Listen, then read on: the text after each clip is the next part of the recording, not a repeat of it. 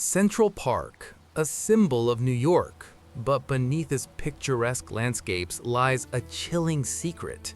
A vibrant community once stood here, only to be systematically dismantled and written out of existence. Who were the masterminds behind this historic erasure, and what can their actions teach us about power, prejudice, and the narratives we choose to remember? Welcome back to Marivela Tales, where we uncover the hidden stories that shape our world. Today, we're diving deep into a forgotten chapter of New York City's history, the story of Seneca Village.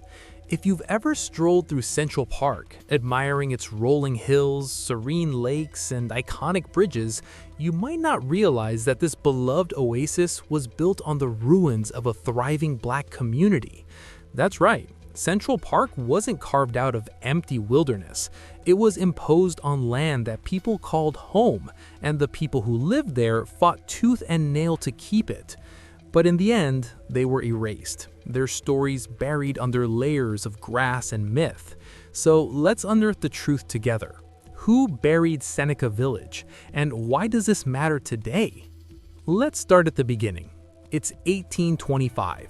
And New York City is a bustling, chaotic metropolis.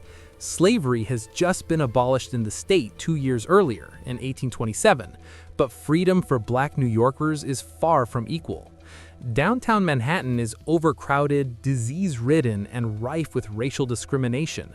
Black people face violence, restricted job opportunities, and laws that make it hard to build stable lives. But uptown, on a rocky, undeveloped stretch of land between what we now know as 82nd and 89th Streets from 7th to 8th Avenue, something remarkable happens. A young man named Andrew Williams, a 25-year-old Black shoeshiner, buys 3 lots of land from John and Elizabeth Whitehead, who had subdivided their property. He pays $125, a significant sum back then. Soon, others follow. Epiphany Davis, a store clerk, invests $250 in 12 lots. The African Methodist Episcopal Zion Church acquires land too. This isn't just random settlement, it's intentional community building. They call it Seneca Village, though historians debate if that was the name residents used or one given later. By the 1850s, it's home to about 225 people, roughly 2/3 African American, 1/3 Irish immigrants, and a smattering of German descent. It's a middle-class enclave in a time when Black land ownership is rare and powerful. Why powerful? Because in 1821, New York State had passed a law restricting Black men's right to vote. To cast a ballot, they needed to own at least $250 worth of property and have resided in the state for 3 years. In Seneca Village, about half the households owned their land, meaning many Black men there could vote, a radical act of empowerment in pre-Civil War America. Imagine that. In a city where Black people are often seen as second-class citizens, here they are, building wealth, exercising rights, and creating stability. Life in Seneca Village was vibrant. There were 3 churches: All Angels Church, which served a mixed congregation, the African Union Church, and the AME Zion Church. These weren't just places of worship, they were community hubs, centers for education and mutual aid. 2 schools operated there, including Colored School No. 3, educating Black children at a time when public education was segregated and unequal. There were gardens, farms, barns. Residents raised livestock and grew food. Homes ranged from modest wooden structures to more substantial houses. And yes, there were cemeteries too, where families buried their loved ones with dignity. But this oasis couldn't last. By the 1840s, New York City's elite are clamoring for a grand public park, inspired by Europe's lush green spaces like London's Hyde Park or Paris's Bois de Boulogne. Poets like William Cullen Bryant and landscape enthusiasts argue that the growing city needs a lung, a place for fresh air, recreation, and escape from urban grit. The idea gains traction. In 1853, the New York State Legislature authorizes the city to acquire land for what will become Central Park, from 59th to 106th Street, 5th to 8th Avenue. The tool they use? Eminent domain, the government's power to seize private property for public use, with compensation. Now, this land wasn't empty. About 1,600 people lived in various settlements across the proposed park site, including pig farms, shanty towns, and convents. But Seneca Village stood out as the most organized and prosperous, especially as a Black-owned community. Newspapers and politicians start painting these areas in a negative light. They call them shanty towns, label residents squatters, vagabonds, or worse. The New York Times describes the land as a waste of rock and swamp, ignoring the homes and lives built there. This narrative serves a purpose: to justify the displacement as progress for the public good.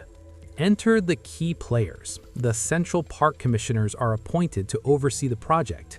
One towering figure is Andrew Haswell Green, often called the father of Greater New York.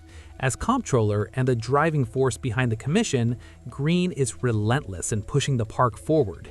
He's pragmatic, budget-conscious, and sees the park as a way to elevate the city's status.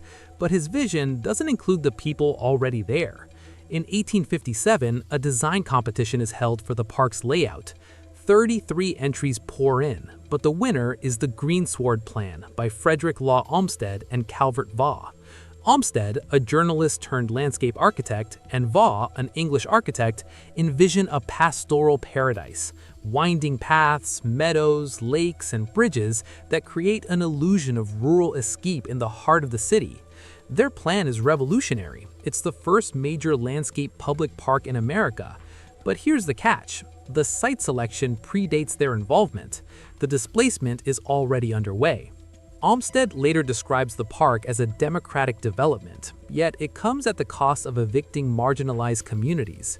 Olmsted and Vaux aren't the ones who decided to raise Seneca Village. That was the legislature and commissioners, but their design inherently erases it. The rocky terrain of Seneca Village becomes the Great Hill and parts of the North Woods in their plan. They preserve some natural features, but human traces vanish. Olmsted clashes with Green over details, even resigning at one point, but the project marches on. Behind the scenes, there are unseen forces at play. Real estate speculation is rampant. Building the park dramatically increases surrounding land values. Properties around the park skyrocket, benefiting wealthy investors and developers. Some historians argue this was no accident. The park was a tool for urban renewal that favored the elite. And woven through it all is systemic racism. In the 1850s, Black land ownership threatens the status quo. Laws and attitudes devalue Black lives and property. When compensation is doled out, Seneca Village residents get payments, an average of $700 per lot, but many argue it's undervalued. They fight in courts, resist evictions, even battle police sent to remove them. One report describes the supremacy of the law upheld by the policeman's bludgeons. By the end of 1857, everyone is gone. Homes are demolished, churches torn down, cemeteries relocated or forgotten. What happens to the residents? It's a mystery we're still unraveling. Some move to other Black communities like Sandy Ground in Staten Island or Skunk Hollow in New Jersey. Others scatter across the city. Families like the Lyons, Black activists who owned property, continue their fight for rights elsewhere. But the community as a whole? Shattered. And for over a century, Seneca Village is forgotten. Central Park becomes an icon, but its origins are whitewashed. Fast forward to today. In the 1990s, historians like Roy Rosenzweig and Elizabeth Blackmar rediscover Seneca Village in their book, The Park and the People. Archaeologists from the Institute for the Exploration of Seneca Village dig up artifacts, shards of pottery, buttons, a child's shoe, poignant reminders of daily life. The Central Park Conservancy installs signs, offers tours, and in 2019 unveils a monument to the Lyons family. In 2023, more commemorations emerge, including art installations linking Seneca to modern gentrification. This story echoes in our present. Think about urban renewal projects in the 20th century that displaced Black neighborhoods for highways or parks, or today's gentrification in cities like Brooklyn, where rising rents push out longtime residents. In New York, there's a state commission studying reparations for slavery's legacy, including land thefts like Seneca. What could reparations look like? Financial compensation, land restitution, or simply education and memorials to ensure we remember? The power of remembering is immense.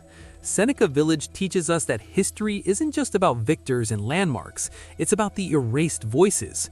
It shows us how public good can mask injustice, and it reminds us that Black excellence and resilience have always been part of America's story, even when buried.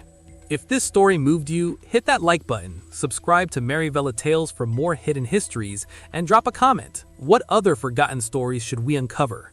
Thanks for watching. Let's keep digging up the truth.